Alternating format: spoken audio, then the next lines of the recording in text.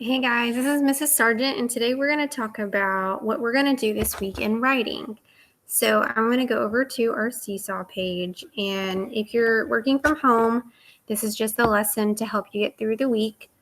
So this week we're going to focus on filling out our middle box, finish that out. Yes, or last week we did our opinion. So if you did your opinion over the Antarctic Journal, whether it was safe or not, that's what you would have put here. But this week we're going to try to hook in your reader to want to read your writing over your opinion. And then we're going to introduce ideas and topics. And this is where you put your thesis statement. So in our informative, it's just the same as it would be in your opinion writing. You're going to introduce your 3 reasons this time. So now they're not called topics anymore. They're called your 3 reasons. So on this one, here's an example of what they did for theirs. So they said, did you know that there are animals that can cause harm to our environment? So they're introducing their paper, so you want to read it. And they used a question. So remember we talked about how you can use questions or facts to start off your paper to get someone to want to read it. Then at this point, you would introduce your opinion. So at this point, they put when people introduce animals into the ecosystem where the animals don't belong, they can become invasive. So this is their opinion. And then this is where they would introduce it in their box. So we should already have this part done. And then now you're going to introduce your 3 reasons. So last week we worked on our 3 boxes that have our reasons and our support. And so when you're introducing your reasons, you're going to put those in a sentence together. So right here, they put when people let pets go, they can become invasive species that are hard to control and cause damage to the environment. So they made it into one sentence, and they have all 3 of their reasons in that one sentence. So that you need to make sure that this part is filled out this week. Then you will go down to your conclusion box and you'll have your conclusion starter. You'll restate your thesis statement and you'll have a final thought to make people think about what they read. Okay. Sometimes it could be like a lesson that they could learn too. So down here they put, for their example, as you can see, animals can become invasive if they're unwanted and causing damage. Now you see they're talking in past tense because they've already said what their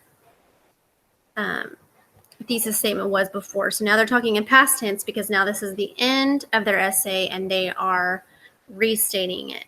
And it says animals can be introduced into other environments by people. They can be hard to control and they can cause a lot of damage. So now they're saying pretty much the same thing as their thesis statement, but they're just saying it in a little bit different way.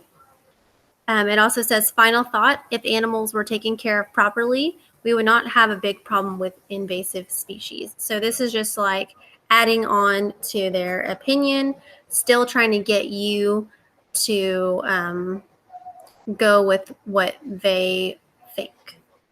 Okay, remember when we write opinions, we use our persuasive language. So we're trying to get people to understand our opinions, maybe to think the way that we do, and we want to make sure we have these facts that support those. All right, now we're going to look at an example because you're going to fill out your middle box this week, your conclusion box, and then you're also going to make sure that you write your first paragraph. And remember, your first paragraph is from that middle box alone, okay? So when you do your first paragraph, that includes your hook, it has your thesis statement, and it also has your opinion in that first paragraph. And that's all that makes up your paragraph, okay? So on here, they put theirs. Did you know that there are animals that can cause harm to our environment? When people introduce animals into an ecosystem where the animals don't belong, they can become invasive. When people let pets go, the animals can become invasive species that are hard to control and cause damage to the environment. Okay, so these are the 3 things that you have to have in this paragraph. And that is all you do on your rough draft this week. Don't go any further than that. Another thing we're also going to go over, if you need extra help, here is another example that has the parts. and it tells you the parts of your opinion. And this is another example of their introduction. And all we're doing this week is your introduction box, your conclusion box, and your introduction paragraph. Okay. And down here, you also have your rubric like we did for informative. Now we're on opinion writing, and it's got examples of fours. And remember, fours are what we want. We want to have an absolute really good paper. So in a 4 paper, it says I clearly address the prompt. I can write 5+ thoughts to include my intro and opinion paragraph. I have my 3+ reasons, so I should only have 3 reasons, and I have my facts to support those. I have a closing paragraph, so that very last paragraph I'll have eventually, not this week, and we are not writing our body paragraphs yet, just our intro. And then it says, I can write a variety of sentences with 1 or no mistakes. So that means I have different lengths. I have short sentences and long sentences. That way it flows really nicely. And I used transition words correctly. If you're having trouble with your transition words, eventually there is a list right here that has transitions. Remember to, on this page 2, no, not that one, sorry. What other page?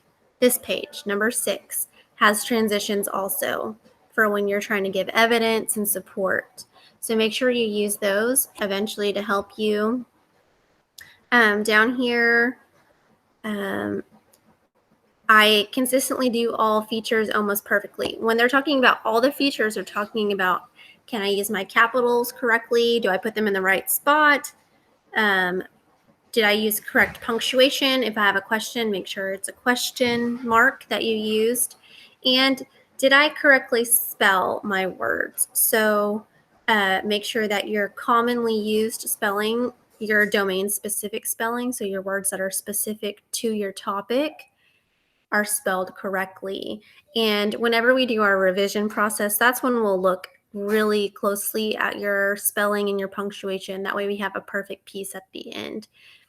And so all you're doing, remember, is we are focusing on getting that middle introduction box finished right here, your hook and your thesis statement, and it should already have your opinion. And then you're doing your conclusion starter, you're restating your thesis statement, and you're having your final thought. And then you're going to write your first paragraph only of your rough draft for your opinion paper. Okay? All right. I hope that helped you for this week, and let your teacher know if you have any questions, okay? All right. Bye.